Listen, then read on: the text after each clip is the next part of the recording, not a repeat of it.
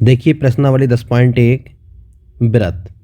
आज व्रत के बारे में समझा रहे हैं और व्रत से संबंधित कुछ बातें आप समझेंगे तभी आप सवाल इसके कर पाएंगे। तो देखिए व्रत जो होता है वो इस तरीके से होता है, यानी गोल। इसको गोला नहीं कह सकते क्योंकि गोला जो होती है वो एक वस्तु है और ये व्रत जो होती है आकृति होती है। ये व्रत का केंद्र हो गया और केंद्र से और ये जो परिधि तक की दूरी है ये त्रिज्या हो गई। ये सारी परिधि है, इसके साथ चारों तरफ जो लाइन खिंच रही है ये गोल, ये परिधि है और ये व्रत का केंद्र है और ये त्रिज्या है। यानी यदि हम केंद्र का नाम ओ रख दें और ये ए रख दें तो ये ओ ए जो है त्रिज्या है। और व्रत में कितनी भी अनंत त्रिज्याएँ खींची जा सकती हैं, यानी ये सब जो है अगर हम खींचें तो ये सब व्रत की त्रिज्याएँ होंगी। जो केंद्र से परिधि को मिलाती है दूरी वो व्रत की त्रिज्या हो गई। अब आगे देखें, ये व्रत का केंद्र है और केंद्र से होकर जो रेखा खींची जाती है जो व्रत को दो बराबर भागों में बांटती है ये व्रत का व्यास होता है। तो चाहे इसको यहाँ खींच लीजिए, चाहे ऐसे खींच लीजिए, चाहे ऐसे खींच लीजिए, ये सब व्रत के व्यास हैं। अब व्रत को यदि कोई रेखा अलग अलग भागों में बांटती है, यानी एक भाग बड़ा और एक छोटा, तो ये जीवा कहलाती है। ये जीवा है, ये इसका जो बड़ा भाग है इसे कहेंगे हम दीर्घ व्रतखंड और जो छोटा भाग है इसको कहेंगे लघु व्रतखंड। व्रत की जो जीवा होती है यदि यही केंद्र पर खींची जाए तो व्यास बन जाएगा। तो हम कह सकते हैं कि व्रत की सबसे बड़ी जीवा जो होती है वो व्रत का व्यास होती है। अब देखें, यदि व्रत को छूती हुई बाहर से कोई रेखा खींची जाए तो ये व्रत की स्पर्श रेखा होती है। अब आप एक व्रत पर कितनी भी स्पर्श रेखाएं खींच सकते हैं, यानी जो व्रत को छूती हुई जाए, तो ये व्रत की स्पर्श रेखाएं हैं।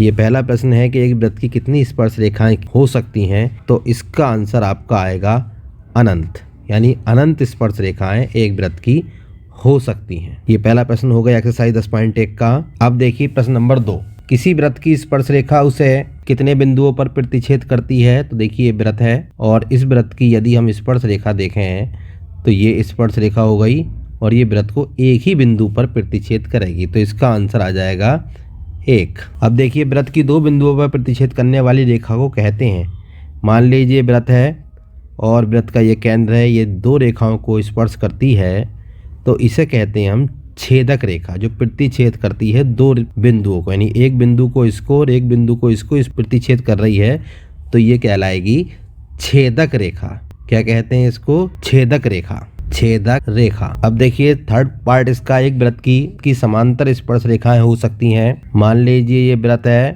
और इस व्रत का ये केंद्र, तो इसकी समांतर स्पर्श रेखा, यानी एक स्पर्श रेखा मान लीजिए हो गई, इसी के समांतर दूसरी स्पर्श रेखा ये हो गई।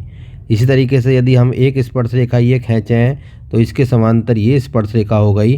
तो यानी एक व्रत की केवल दो समांतर स्पर्श रेखाएं हो सकती हैं। अब तीसरा देखेंगे, व्रत तथा उसकी स्पर्श रेखा के उभयनिष्ठ बिंदु को क्या कहते हैं। मान लीजिए एक व्रत ये है और इस व्रत और उसकी स्पर्श रेखा के, ये स्पर्श रेखा है, इस बिंदु को, उभयनिष्ठ बिंदु को क्या कहते हैं? ये बिंदु कहलाता है स्पर्श बिंदु। तो इसका आंसर आ जाएगा स्पर्श बिंदु। तो ये आपके प्रश्न हो गए। अब चलिए आगे चलते हैं। अब देखिए प्रश्न है, 5 सेमी त्रिज्या वाले एक व्रत के बिंदु P पर स्पर्श रेखा PQ केंद्र O से जाने वाली एक रेखा से बिंदु Q पर इस प्रकार मिलती है कि OQ बराबर 12 सेमी, तो PQ की लंबाई। तो देखें ये व्रत, इस व्रत का केंद्र O है और जो ये P है ये स्पर्श बिंदु है बिंदु P पर। प्रश्न देखिए, 5 सेमी त्रिज्या वाले एक व्रत के बिंदु P पर स्पर्श रेखा PQ, ये PQ है, केंद्र O से जाने वाली एक रेखा से बिंदु Q पर इस प्रकार मिलती है, यानी ये रेखा हो गई कि OQ बराबर 12 सेमी, ये 12 सेमी है और जो इसकी जो त्रिज्या है व्रत की, यदि ये खींचें तो ये 5 सेंटीमीटर आ गई। हमें ये निकालनी है PQ। तो ध्यान देंगे यहाँ पर ये स्पर्श रेखा है और ये त्रिज्या है, तो स्पर्श रेखा त्रिज्या पर लंब होती है, यानी ये 90 डिग्री है। तो ये हमारा बन गया त्रिभुज OPQ, ये समकोण त्रिभुज बन गया, यानी त्रिभुज OPQ ये बना समकोण त्रिभुज। और समकोण त्रिभुज की खासियत ये होती है कि इसमें कर्ण का वर्ग बराबर होता है लंब के वर्ग के और आधार के वर्ग के योग के।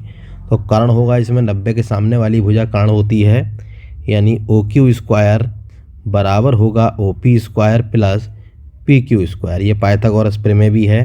तो OP हमारा हो गया 5 का स्क्वायर, PQ² हमको निकालना है और OQ² हमारा हो गया 12 का स्क्वायर। 12 12 में 144, 5 पंजे 25 प्लस PQ², इसको इधर ले आइए, 144 माइनस 25 बराबर PQ² और PQ² बराबर 119। और जब इसका वर्गमूल लेंगे 119 का तो ये हमारा अंडर रूट चढ़ जाएगा, यानी 119 सेंटीमीटर अंडर रूट में ये PQ की लंबाई आ जाएगी। अब चलिए आगे चलते हैं। एक वृत्त खींचिए और एक दी हुई रेखा के समांतर दो ऐसी रेखाएं खींचिए कि उनमें से एक स्पर्श रेखा हो और दूसरी छेदक रेखा हो। तो देखिए, इसके लिए सबसे पहले आप एक रेखा खींच लीजिए बिना नाप की, और इससे कुछ दूरी पर आप एक वृत्त खींच सकते हैं, और वो वृत्त आप कितनी भी दूरी का बना लीजिए। ये वृत्त का केंद्र हो गया। अब जो ये रेखा है इसको हमने मान लिया AB। इस AB के समांतर गुनिया की सहायता से, गुनिया इस तरीके से होती है, जो 90 डिग्री वाली गुनिया होती है, ये पटरी प्रकार के डिब्बे में होती है। इसको और स्केल को आप इस तरीके से रखकर, ये स्केल हो जाएगा, और इसको आप आगे बढ़ाएंगे इस गुनिया को, तो फिर उसके समांतर इस तरीके से आप रेखा ड्रा कर सकते हैं। तो AB के समांतर रेखा हमने गुनिया की सहायता से हमने ये खींच दी, तो ये छेदक रेखा हो जाएगी। और फिर इसी को बढ़ाते हुए यदि हम इस वृत्त को छूते हुए एक रेखा खींच दें तो ये स्पर्श रेखा हो जाएगी। इसका नाम रख देते हैं PQ स्पर्श रेखा। और ये CD जो है ये छेदक रेखा, और ये वृत्त का केंद्र O है। तो इस प्रकार आप इसकी रचना कर सकते हैं। तो ये एक्सरसाइज 10.1 आपकी ख़त्म करा दी। अब आगे की एक्सरसाइज के लिए अगले वीडियो में देखेंगे।